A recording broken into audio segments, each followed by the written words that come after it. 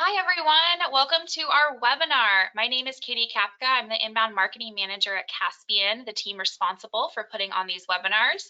So I want to personally thank you and welcome for attending and welcome you. Today, we have two amazing hosts. You're in great hands. I completely respect them, and they are such experts in their field. And I will turn it over to them in just a minute, but first, just a few housekeeping items. This recording will be sent out to you via email before the end of the day, so you can refer back to it, share it with your team members, and watch it anytime. And we will be doing a live question and answer section at the end of the hour. So please drop your questions in the chat as we go. And without further ado, I will hand it over to our first host, Autumn, to introduce herself. Hi, everyone. We're your hosts for this event. My name is Autumn Ledesma. I am a SEO team lead at Caspian. I have over 5 years of experience in search engine optimization and digital marketing, working with brands in 5 countries to help them dial in their SEO.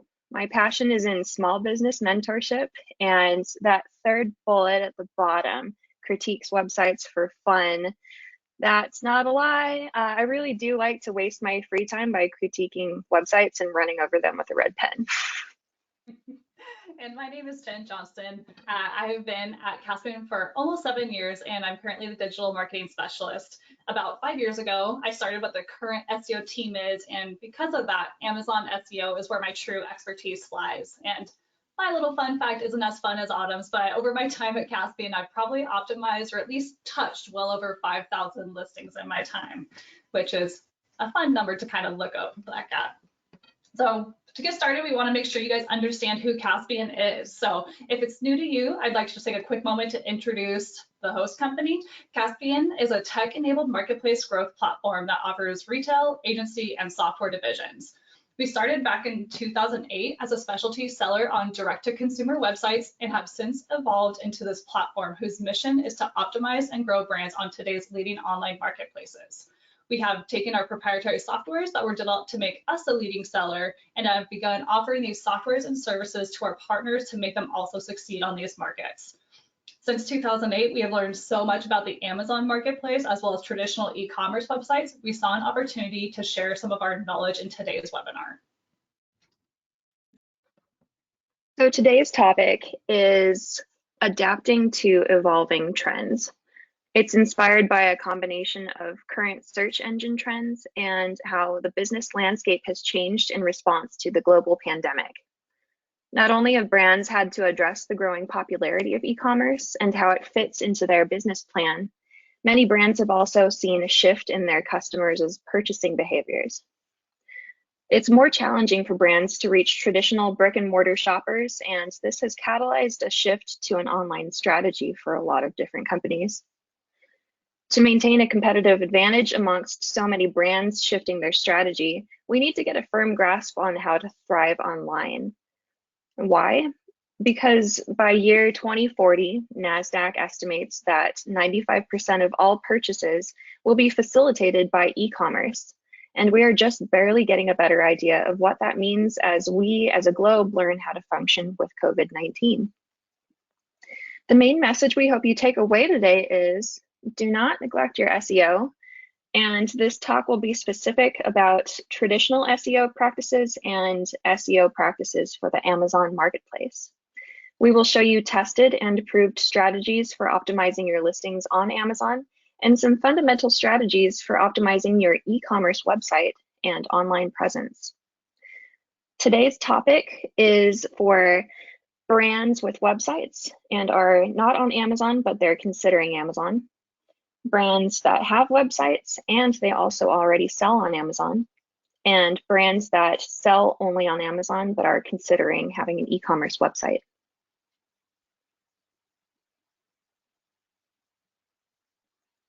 So throughout this webinar, Autumn and I will be covering the following topics while bouncing back and forth between our two expertises of traditional and e-commerce SEO. So today we'll be covering how these two differ from one another, how to build an SEO team, how to structure metrics. We'll share some case studies from tests we've conducted, and then we'll wrap up with that live Q&A that Katie mentioned. So just another reminder, if you do have any questions at any point during this presentation, please utilize that webinar chat to ask. All right, let's go ahead and get started. We'll start with discussing the differences between Amazon SEO and traditional SEO and what this means for your particular business's online presence. So to understand the difference in search engine optimizations, we need to understand the difference between how the two search engines are used. And when I say two, I mean search engines like Google and Bing, and then search engines for e-commerce platforms. So Google, Bing, and other popular search engines get search queries that are often more research focused. So you get questions like March Madness results, best pizza in your city. You can get product review based questions like what is the best baby blanket? And you can get discovery questions like what age is safe for baby to use blanket and what blankets do babies need? These search engines are catering to audiences that are in all parts of the purchasing consideration funnel. So the search engine results page, or SERP as we SEOs like to call it, will obviously supply results beyond just a bunch of products. These results will aim to educate the user, to give them reviews to go off of, and then to prime them to buy based on their own research. The top graphic on this slide at the right is a common widget that appears on most Google SERPs. This just goes to show that people ask Google questions so frequently that Google developers felt a need to create a widget that displays frequently asked questions. And let's be honest, we've probably all used this handy widget a time or two. Yeah, so the key difference between these two search engines is the traffic on Amazon and other marketplaces. They are there with the intent to already purchase a product, or at very least research a specific product just a little bit more. That's why when you look at the keyword table in the slide, the search volumes for generic search strings are significantly higher on the Amazon marketplace, while items that are maybe a little more custom, like personalized or crocheted baby blankets, those volumes drop off on Amazon as consumers likely know that Amazon is not the place they're going to find these custom items. And when people are searching on Amazon, their searches are more product focused and less question focused. So this traffic on Amazon is already in a consideration funnel that is much shorter and offers less opportunities for a customer to learn about your brand. So now that we know the search intent on each of these platforms and how different they are, we need to make sure that we are just adjusting our verbiage accordingly and writing well-optimized content for each. So first thing to know is there's always a hidden agenda whenever you are reading optimized copy on a website or a product listing. The content creator is focused on two main things: writing content that is easy for the search engine to crawl or index, and then writing content that is easy to read and either convincing or informative to the reader. But when it comes to writing for a website versus an e-commerce listing, the language can and should look different. The brand website, you'll often see a focus on longer tail keywords that are often in that question format. Blog posts, for example, how often do you see titles asking or answering a common question? That is an intentional to grab attention and gain relevancy for questions that are typed into that Google search bar. On e-commerce sites like Amazon, you'll see more concise and product-specific language based off of how people search on that algorithm. Another thing to think about, though, is most online marketplaces have character restrictions for each section of their listing. So SEOs don't have the freedom to just dilly-dally in the listing content like they would a normal website. They have to get straight to the point and make sure that it is a relevant point in their copy. Before you can write any quality content, you need to make sure you're conducting keyword research for the right algorithm with the tools of your choosing. We'll go briefly into some of these tool options later, but this is just a friendly reminder that search volumes can vary greatly depending on the specific search engine. So that keyword table on the previous slide was a prime example displaying how drastic these differences can be. It's probably hard to see on the visual here, but this particular Amazon listing has won the Amazon Choice Badge for the keyword string large stemless wine glass. Note the lack of question format and then the relatively to the point search string. When utilizing similar content on websites and marketplaces, we often get asked if there is any risk of cannibalization. This may be a foreign term to some, but what this refers to is when several pages on your website compete for the same keyword or phrase. This results in Google crawling and understanding these multiple pages have the same target keyword. Thus, each of these pages will actually begin competing against each other and can actually damage your website's SEO. So luckily, we have not seen any impact from having competing content on websites and e-commerce platforms, but it is still a best practice to have different content and a different keyword strategy for each location.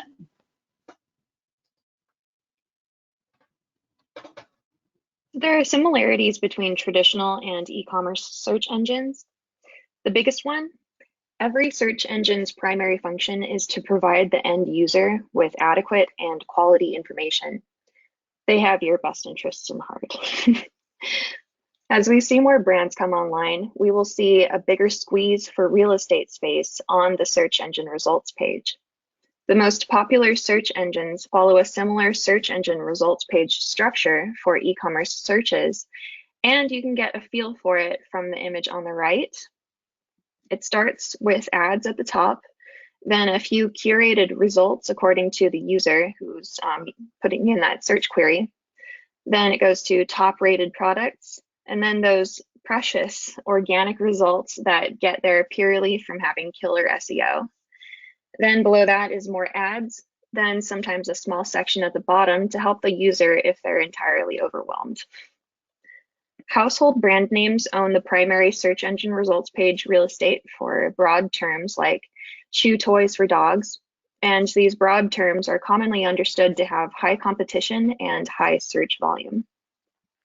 Another commonality between traditional and Amazon search results pages is that the prevalence of ads and curated content can easily cause what we call scrolling blindness. This could mean that the organic results that do appear on there are lost to sight amongst all the other ads. So what best practices should your brand follow to perform better on search engines? The best strategy is to do a holistic approach with both PPC and SEO. PPC, or paid advertising, and organic SEO complement each other and ensure your brand gets the best exposure. For e-commerce brands, the best way to meet and compete with other brands is to allocate marketing budget to both paid advertising and optimization.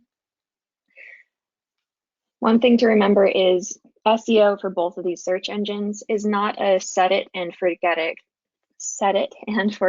tactic. Search engines need to see that your website is active and that your product listings are getting outside attention. So be intentional with your website text, with your product titles, and with your descriptions. Invest in keyword research from the beginning and use those keywords to influence product titles and even the naming conventions that you use, like how people naturally type in a product title when they're looking for one. Lastly, you already know what your customers like. So make sure your product text is pleasing to them, but also pleasing to search engines that only know to look for keywords. The last similarity we want to call out is the impact of content changes. So let's say you've launched a new page or product listing and you decided it's not performing well, so you want to make some content changes. And then a few days later, you're going to make changes again. And then a few days later, make some more updates. So if you were expecting immediate impact on your KPIs, you may have to wait longer than anticipated. Constant changes is going to be constantly testing that algorithm to relearn the content on your pages. And they will do that. They'll send out crawlers to relearn what your page is all about. Google typically crawls a website every 2 to 4 days, but that can fluctuate depending on your site's popularity, and Amazon is a pretty similar timeline. What we know with these algorithms is that certain changes can directly impact your relevancy and discoverability pretty quickly. So for example, on Amazon, we know that adjusting certain fields like the product title can significantly decrease search placement, sessions, relevancy, but if you're confident in the keyword research you've done and the direction you're wanting to go with your new content, a couple weeks of decreased performance shouldn't deter you. Just know that organic relevancy and SERP ranking takes time to build on any search engine, and that means changing content will hopefully only temporarily affect that. Now we will jump into some of our key differences. So Obviously, conversion rates directly relate to revenue generation, so having a good one is key no matter what industry you're in. It just so happens that conversion rates do vary pretty drastically, though, when looking at a traditional website compared to marketplaces like Amazon. I don't have to read all these numbers off, but you can see the average retail site only has a 2% conversion rate. So unless you have some insane website traffic volumes, only a 2% conversion rate isn't very desirable. And since its inception, Amazon has focused on being the trusted stop for customers to buy their favorite products. They've invested resources and energy to offer a wide product selection, free shipping, free returns, and all these things are what brings in consumers and eases their buying decisions. So unfortunately, a lot of these offerings are things that many retail sites can't compete with. So if your company only has a retail site at this time, it might be time to reconsider entering the Amazon or other e-commerce marketplaces to reach that missed audience. When looking at search intent, think about the situations in which you might use Google and when you might use Amazon. Google is typically already loaded up on your phone, and you search for it for things that you're curious about. Conversely, you use Amazon's search function when you already have a good idea about what you want to buy. To address these key differences, optimize your Amazon listings copy for purchasing intent and optimize your website copy for informational intent.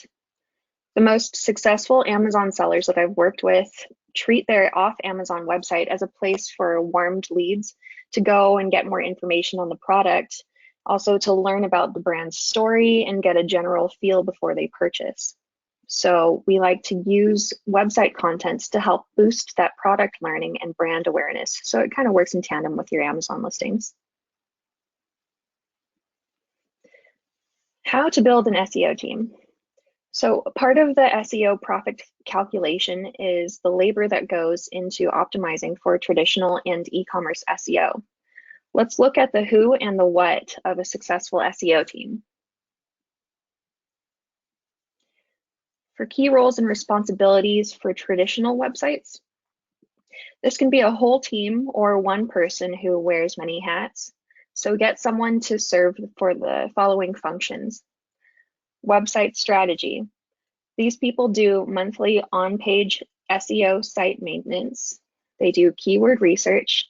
They craft your content calendar, and they perform listings management and report and act on site analytics. A technical search engine optimizer runs monthly maintenance on the site, and this includes adding schema markups to the product pages like you see in that black image right there. They fix page errors, and they catch server issues. So they do a bunch of other stuff besides that, but they basically just do the nitty-gritty that goes in the back end of your website. Lastly, a content writer uses your keyword research and your content calendar to write timely blogs, as shown in that screenshot from Squarespace's blog editor on the top right. And they write product listing copy as well. When it comes to the Amazon side of things, the SEO team can come in many shapes and sizes. Some teams are siloed out by specialty, while other teams expect every member to wear multiple hats and is responsible for all of these different roles. But these are just three of the things that can be expected of any Amazon SEO team. The keyword research and analyst, this responsibility is pretty straightforward, but they are in charge of conducting any and all market research. They utilize tools to determine Amazon volumes. They take advantage of Amazon's brand analytics tools, research SERPs, and competitor performance, and the list can go on. So understanding your marketplace landscape and conducting keyword research should always be the first step behind any SEO strategy. Second key role is being a copywriter. So once these keywords are identified and prioritized, the copy creation can begin. Again, this person is focused on optimizing listing copy for both the Amazon search engine and for the consumer. They'll utilize the target keywords and implement into naturally flowing copy that's both easy to read and persuasive to the consumer. And then the last responsibility on the Amazon side might be relatively unique to Amazon and other marketplaces. So since we aren't working within our own website, we don't always have control of our submitted content going live to that marketplaces. So if our content isn't going live, or honestly, if any other issues happen with your listings for that matter, creating a case with Amazon support is necessary. And depending on the size of your presence on that marketplace, this responsibility in its own can really be a handful. And so I think one of the big things that gets missed a lot with any SEO role is making sure you're connected within the appropriate SEO community to make sure you're keeping up with policy changes. Amazon specifically, if you aren't familiar with them, they are very vague when it comes to rolling out new changes or requirements when it comes to content changes. So having someone with connections in the community can really help you keep your content up to Amazon regulations in a timely manner. The budget for SEO. So budgeting is really important, and it can be relatively flexible in that you only pay for the tools and the man hours that you deem necessary.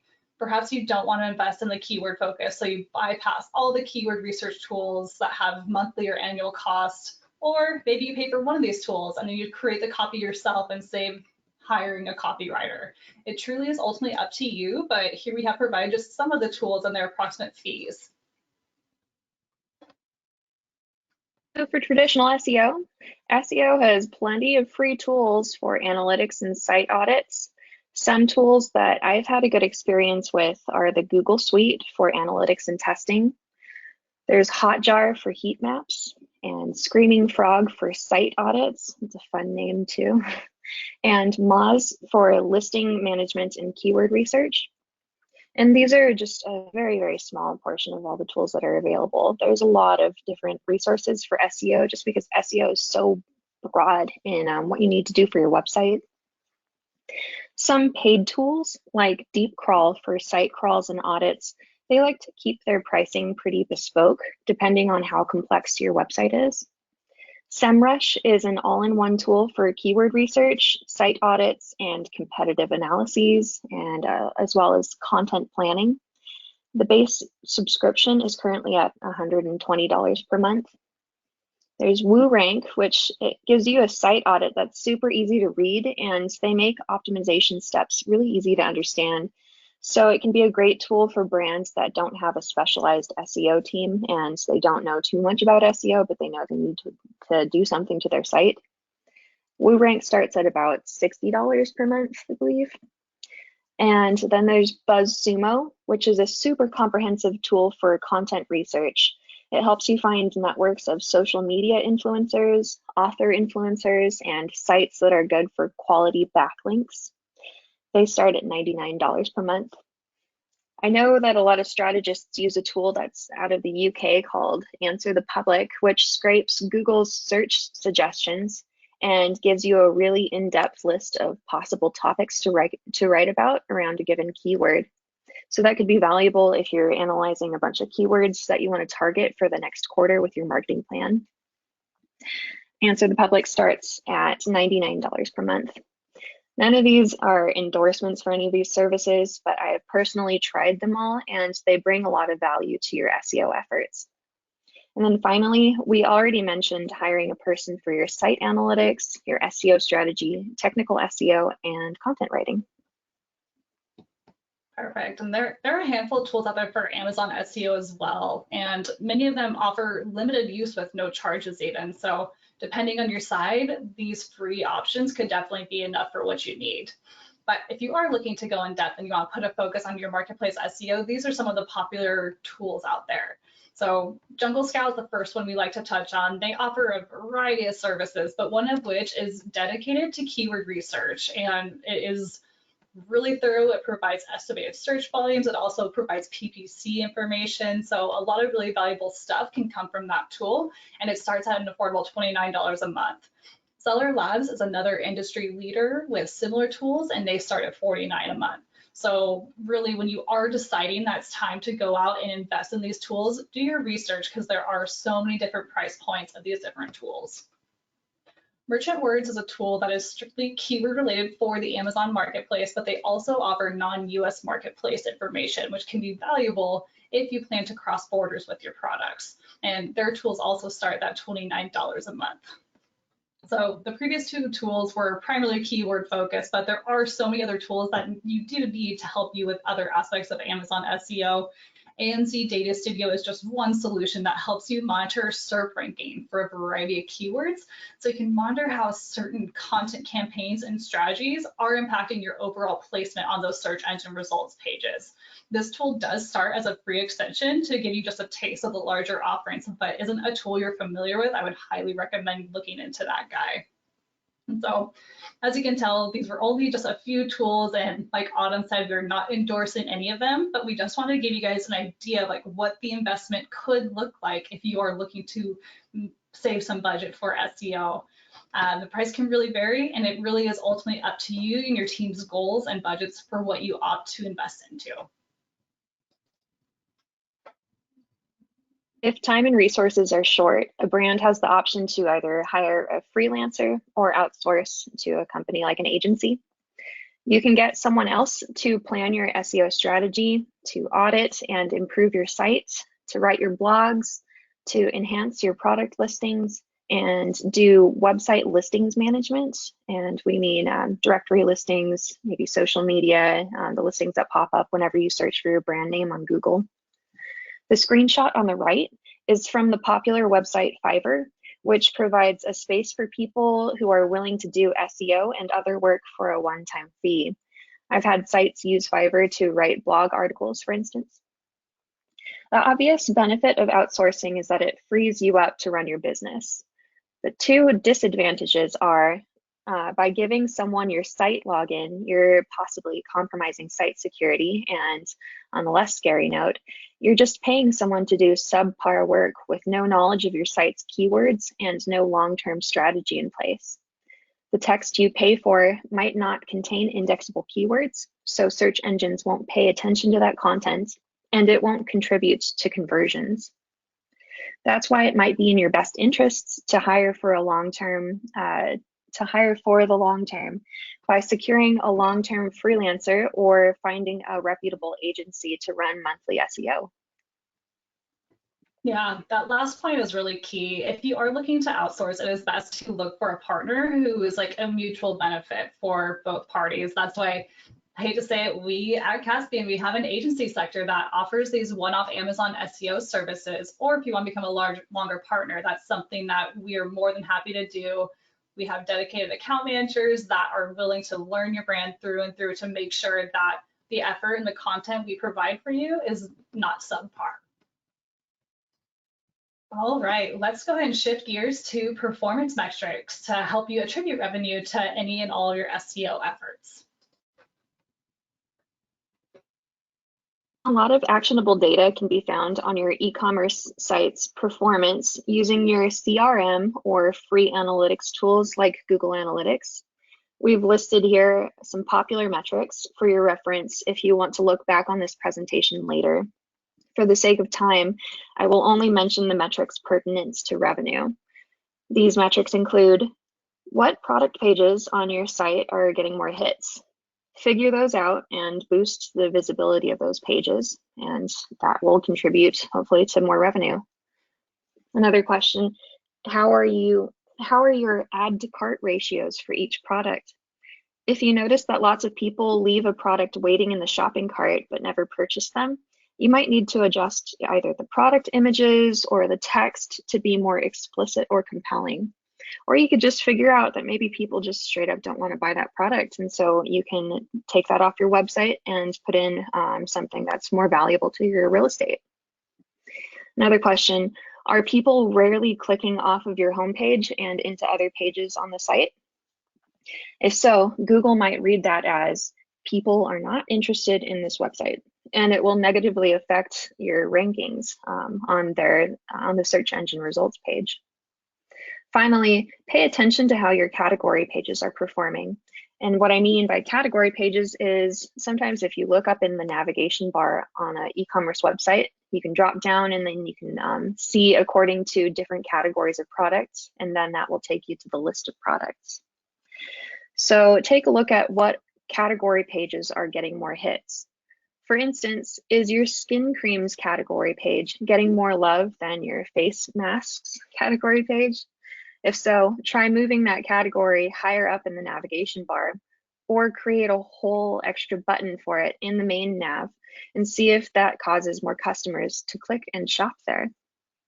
You can also experiment with what I like to call suggestive selling by taking a category page that rarely gets love and giving it a more prominent spot in the navigation. It could be that people simply aren't seeing it well enough, and now they will. So let's see. When it comes to revenue calculation, that's kind of one of the big topics of this webinar. Here's a very common SEO pain point. It's hard to attribute actual revenue to the SEO work that you do. I hear that all the time.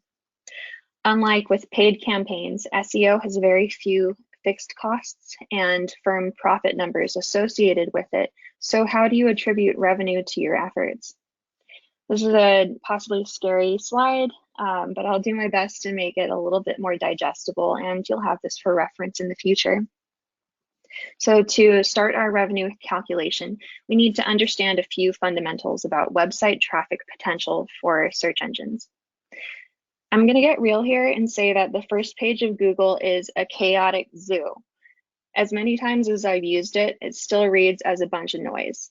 It's like you're walking down a city street and every vendor is shouting at you to try to buy from them.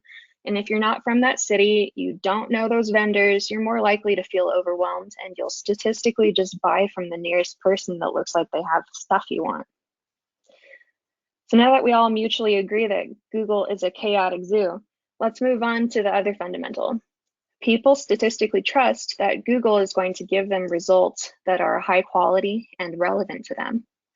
Therefore, they think the best result will probably be near the top of the results page, and that's pretty logical. In fact, 63% of clicks go to the top 3 results.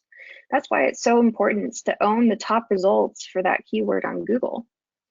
The graph at the bottom left shows the estimated value of owning the top 3 slots on Google's results page, noted as SERP rank on the graph.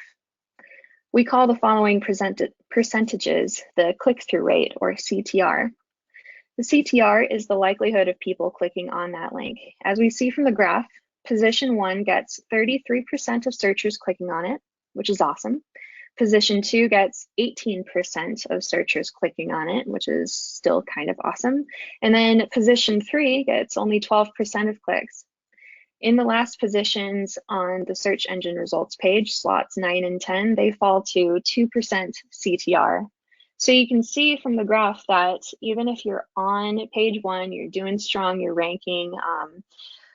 If you own maybe spot 6 to 10, chances are people might not click on your product page. So what do we do with this information? You can run an audit using one of those free SEO tools that we mentioned to determine how many keywords your website organically ranks for. You'll be able to skim off the top of those results and see how many of those keywords are in the top 3 slots. From there, you'll be able to do a quick calculation to see how much organic real estate you own on Google.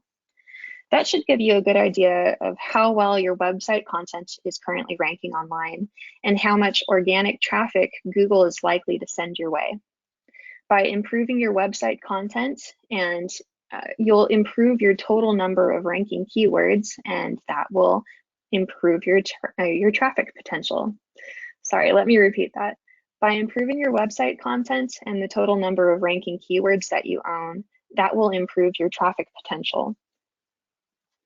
So to calculate ROI from the dollars you spend on SEO, you'll need 3 things. You'll need to know your industry's average conversion rate. A general conversion rate across the board is 2%, and by industry, it goes from about 0.99% to about 3.79%. I've seen different stats on the same industries from different sources, and these numbers change for mobile device use. So we'll just work with the general 2% conversion rate here. From there, you can either use one of those free SEO tools to calculate your website's estimated monthly organic traffic, or use your analytics to determine exactly how many organic visits you got last month. That's traffic that was coming into your site solely from search engines, no paid ads, no email campaigns, nothing else like that. just when people type into Google, the search query, and they pop up with that organic link and they click it. This number largely depends on how well you've optimized your site and your online presence. So it's the SEO work that has gone into it specifically. From there, decide on one number for your industry, your average website sales total. Multiply those three variables together, and that will give you the estimated revenue that comes into your site from SEO. So what does this gobbledygook mean? For example, if you take a fake company, Island Apparel Co., they've spent some time and money dialing in their SEO on their website and their directory listings and social media accounts. They've put in a lot of work. They paid a content writer to write a few blogs and improve the product information on their product pages. They know that they have an industry conversion rate of 2%, and they found that they average 14,000 monthly visits from organic sources like Google and Bing. Their average sales ticket is $35 per customer. So Island Apparel calculates that they get about 280 conversions for every 14,000 site visits from organic sources. When multiplied by the average sales ticket, they see that their SEO efforts contribute an estimated $9,800 in sales per month. Boom, there you go, there's a number. But if you want a more concrete number, you can use your CRM if you have one, or free Google Analytics to assign dollar values to actual actions that were taken due to organic traffic on your site. For instance, you can use Google Analytics to track how many blue t-shirts you sold to customers who came to your site organically and what the total revenues were from those t-shirt sales. So that's a pretty definite number that you can come up with. Overachievers can calculate the overall profit of your SEO efforts by taking that total revenue calculation and subtracting the expenses from any SEO tool subscriptions, any monthly SEO maintenance. For example, if you have a dedicated search engine optimizer on staff or an agency that runs SEO for you, any one-off SEO labor and content writing. For brands that also optimize their Amazon listings, combine those numbers to get the full picture of your SEO revenue. Great. On the Amazon side of things, it can be a little simpler since Amazon does provide so many great metrics, but still I want to introduce to you like the two main sets of metrics that we like to look at when we're determining revenue impact. Discoverability is the first, and that truly just refers to how discoverable your product is on that search engine. So what position of SERP do your products own? Like Autumn explained on the previous slide, the further down SERP you are, the lesser chance people are going to find your product to even have the chance to purchase it and then generate that revenue. So two key metrics we like to look at to determine the impact is overall listing sessions and then that SERP ranking. Listing sessions are given to you by Amazon's business reports, while SERP ranking is something you'll have to either measure manually or with a third-party tool. With both of these, the idea is the better these two metrics perform, the more that your revenue will follow.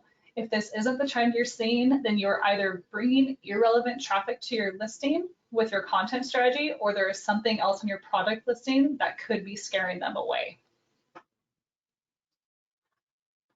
The second set of metrics we like to look at are tied to the viability aspect of your listing. And this is referring to once a consumer is on your listing, how convincing is the content for the consumer to convert?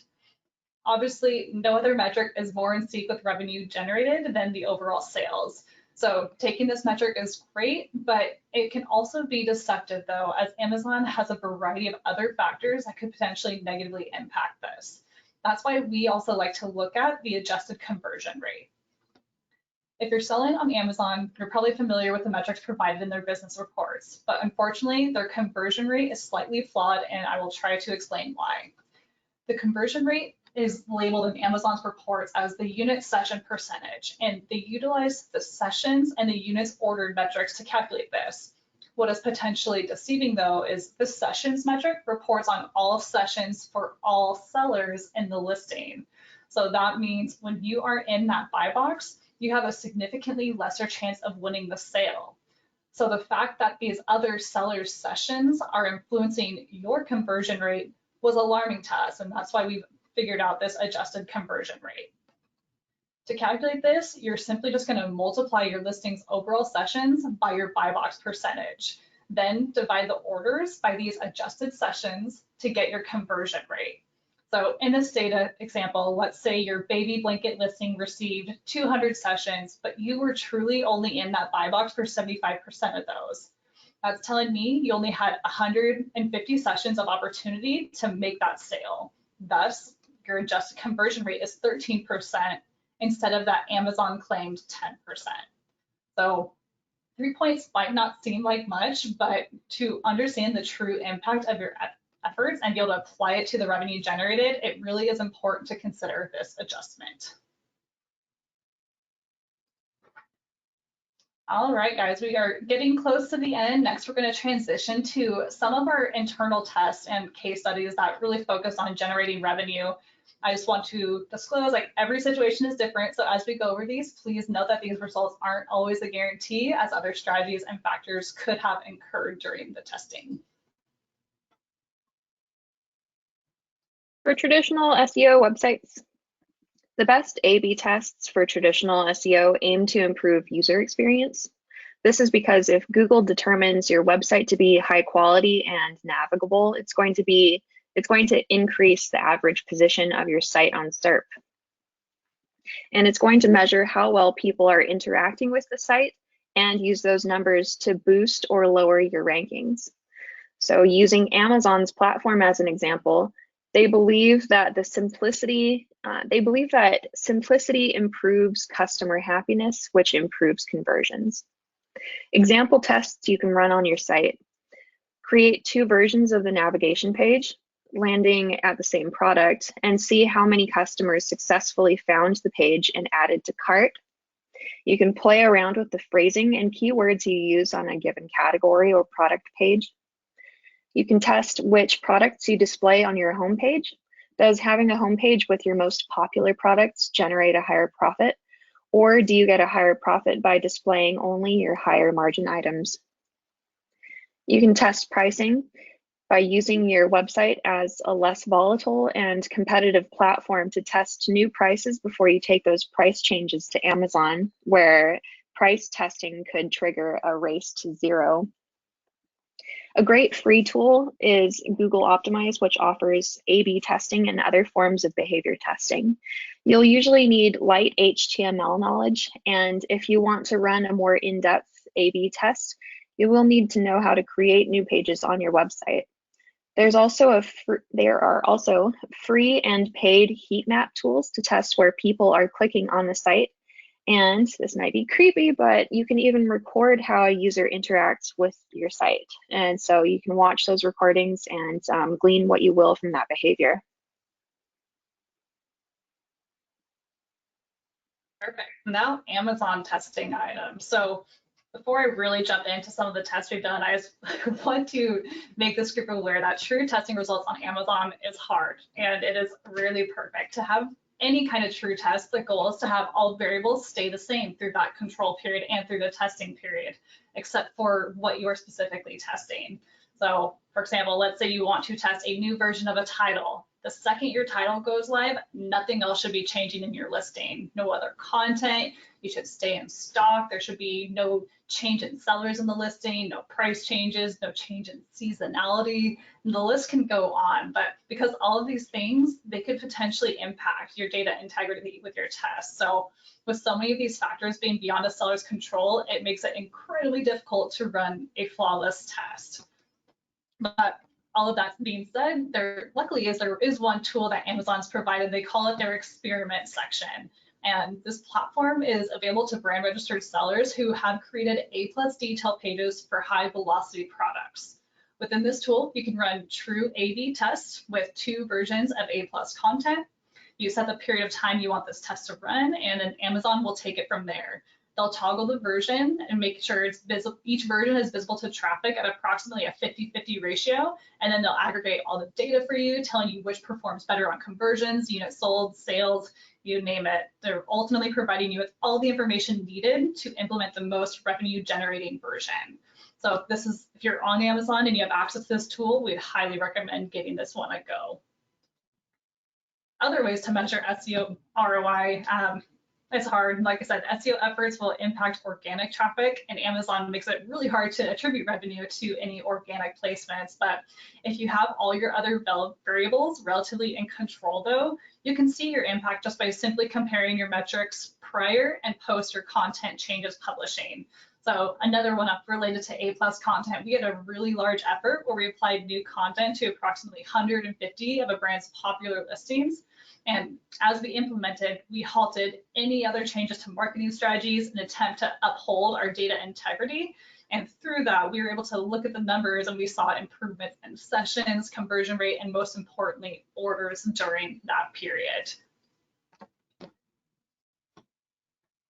And then lastly, for this testing section, I wanted to just cover indexing efforts. So as a reminder, if somebody can't find your product listing, they're not gonna be able to buy the item. So discoverability is huge. And to confirm your product is discoverable, you need to perform some index testing just to make sure that they are appearing on SERP.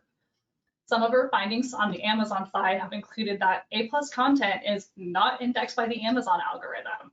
So any keywords you may be targeting will be of no use in that A+ detail page for the Amazon algorithm. On the flip side, however, we can confirm that Google indexes the Amazon A+ detail pages. So whatever strategy you're implementing in A+, it should probably be tailored more towards the Google side of things than Amazon. Another finding we've had internally is not all of Amazon's bullet points are taken into consideration when populating a search engine results page. Amazon rules say that they only permit 5 bullet points through Seller Central with 100 characters each. If you've been on Amazon, you know people do not follow that rule, but with our index testing, we've actually proven that only approximately 500 characters of Amazon's bullets are indexed or taken into consideration when populating a SERP page. So big tip here is to keep your discoverability up. You have to keep your high converting keywords early in your bullet points, especially within that first 500 characters. Sorry, I forgot the graphic on this page. So this little snippet is from the AMC Data Studio tool that I mentioned. And so this is a great tool that will tell you if your products are indexing for specific keywords. So in the visual is just a little snippet, and you can see the green rows are confirming that our product is placing for those specific keywords. It shows you the rank as well as the page and position number. This is the free snippet. So there's a couple metrics that aren't visible there that you'd have to pay for the free version. But just getting this quick glimpse of whether your items are even indexing for certain keywords can be really valuable when you are starting any testing efforts for your products. Alrighty, we will end with our takeaways here really quickly. And then don't forget, we are going to have a live Q&A right after this slide. So if you haven't shot any questions over, feel free to get some sent in through that chat. So key takeaways: target the appropriate audience. I feel like we've said this over and over again, but Google searches are more research focused, while Amazon searches are done with the intent to purchase. Just make sure your keyword research is from the appropriate tools and that your copy is targeting the appropriate search engine and the appropriate audience. When it comes to the website strategies versus marketplace strategies, we know marketplaces have a much higher conversion rate due to their focus on the customer experience. So take advantage of their efforts to get more ROI on your efforts. Consider e-commerce marketplaces if that's not something you're actively doing with your products. Traditional and Amazon SEOs have very similar core responsibilities as they relate to their respective platforms.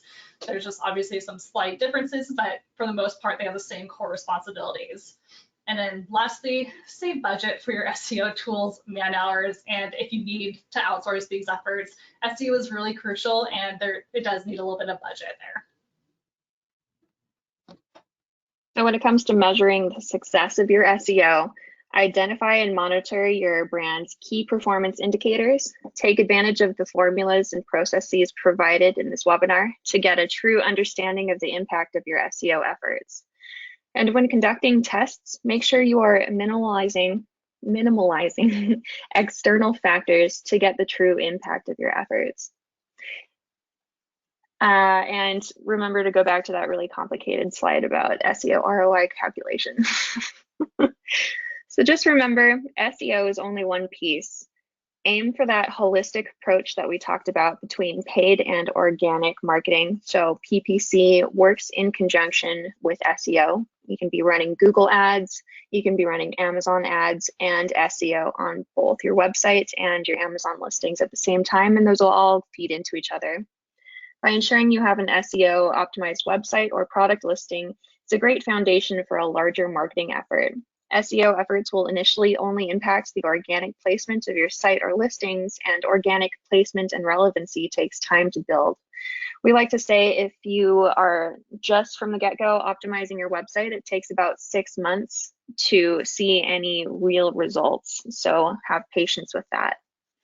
So not only pairing your SEO efforts with paid advertising will help your SERP placement quicker, but the idea is that more of your traffic will convert, giving you a better overall ROI. So long story short here, SEO is only the beginning of a much larger strategy.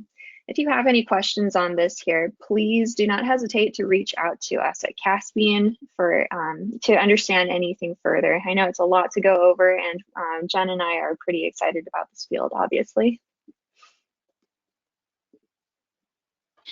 All right, guys, Katie back here. We have our Q&A section beginning now. We have some great questions in the queue, but we might have room for a few more, so ask them if you have any that are on your mind. The first one, Jen, I think this would be good for you. Is there a difference between sessions and glance views on Amazon? Yeah, so I'm not gonna like glance views. I'm not entirely sure what we mean by that, but what my theory is it's if someone comes to the page and then they potentially come back within the same period. So like they're coming multiple times, maybe not staying super long. So I'm going to answer the question from that scope, and the answer is yes. So sessions does take into consideration all visits to a page within a 24-hour period, or at least according to Amazon's metrics. There is a different metric though that Amazon provides, and I believe it's called page views, and that is one where it does not include every single visit by the same user. It allows if someone visits it 5 times, that only counts as one page view within a 24-hour period. So hopefully that answers what you refer to glance views. The only other idea I have in my mind is like if they're on the page for less than a second or something like that, I don't think that would count as a session. But that is the best I have for that answer. If I didn't get it right, please shoot us a follow-up so I can get you the right answer there. Great, thanks, Jen. Another one for you. How does buy box play into SEO? Ooh, so buy box is so tricky and so important on the Amazon side of things. So if you aren't familiar, the buy box is who is going to win the sale of the listing when somebody clicks on that buy button or the add to cart button. And when it comes to the SEO side of things, buy box can be important because Amazon is saying whoever's in the buy box, they have at that moment in time, they have the most authority over that listing. So we have seen that if you aren't in the buy box or if you don't have inventory or something like that, trying to implement listing content, your content is not going to go live. And so that's where that one role we mentioned, the case management part of the Amazon team, that is really huge. And if you don't have a good buy box percentage, you can almost expect that you're going to be having to create a lot of cases to get your content to go live. Great, thank you. Another Amazon one, is it bad to use the same content on both your website and on a marketplace listing?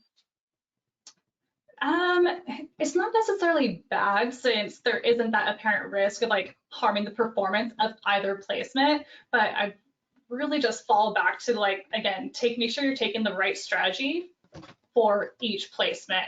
So again, Google is usually more informative. You want to make sure your website has like more information about your brand, while the Amazon market should be more product specific, Amazon keyword driven. You get the gist. Great, thank you. Autumn, if somebody's currently selling on Amazon and doesn't have an e-commerce website or a direct website, what is a good website builder that has SEO benefits? This is a hard question to ask SEOs because all of us are pretty elitist when it comes to running a website. The easiest website builders that I can suggest begrudgingly are perhaps, if you've heard of them, Shopify. 3D cart, Squarespace, and a really popular one that I actually do like is if you have a WordPress website, or if you want to start a WordPress website, adding WooCommerce as an extension to it. WooCommerce is a pretty comprehensive e-commerce add-on that also allows you to run SEO through it. Great. And why do those website builders have SEO benefits over other ones that you might have not recommended? They kind of have them built into the cake already. And so they have fields stubbed out for you to write in your SEO. And so there's a lot less guesswork that goes into it. And so you can focus more on selling your actual product.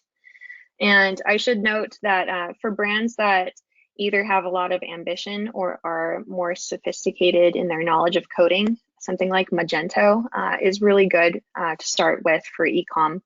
It's an open source e-commerce platform, and it's written in PHP, so you do have to know about that, but it allows you a lot more finagling, and so you can do a lot more sophisticated SEO, which will actually generate better results for you in the long run. Something like Shopify can only get you so far, but if you just want to have something easy that's less guesswork, then Shopify, 3D Cart, Squarespace, WooCommerce are what I would recommend. Great, thank you. Great recommendations. We do have a few more minutes, and I'm going to keep going. So we're seeing a lot more Amazon native brands, so brands who start on Amazon and that's really the only place they're represented.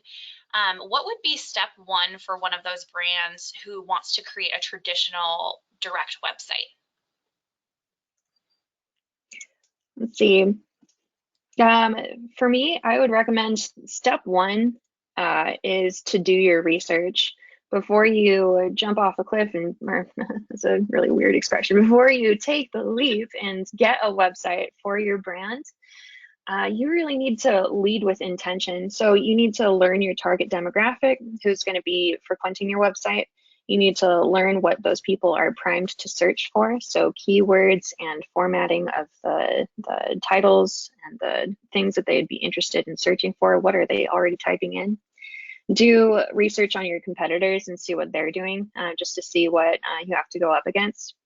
And then, so this is all to say that research from the get-go will save you a lot of heartache in the future, because SEO is easier to do at the beginning than if you already have a website that is performing bad, because Google already assumes that your website is not as awesome to display to someone searching in the search.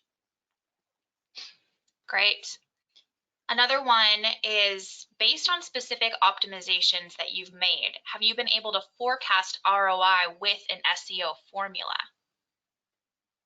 I can speak to this one a little bit from the Amazon end. So it is always hard. There's not a set formula. I can say that right now, but from our experience, the efforts you make, it really depends on the current status of your product listings on the Amazon marketplace.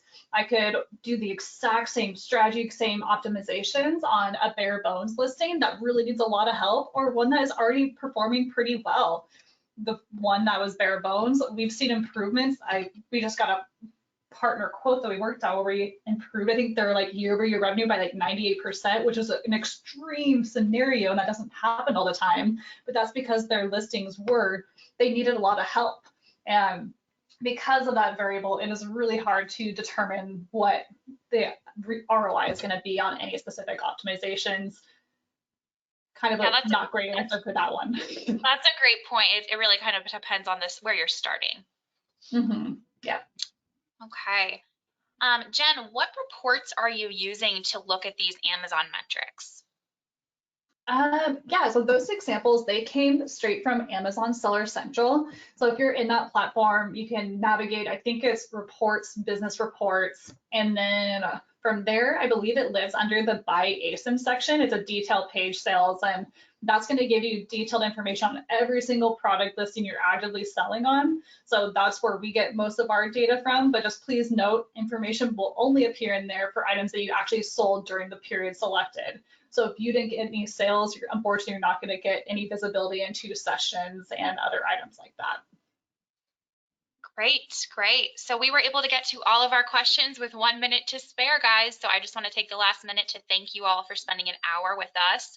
As a reminder, this will be sent out to you, this recording, by end of day. So keep an eye out on your inbox for that.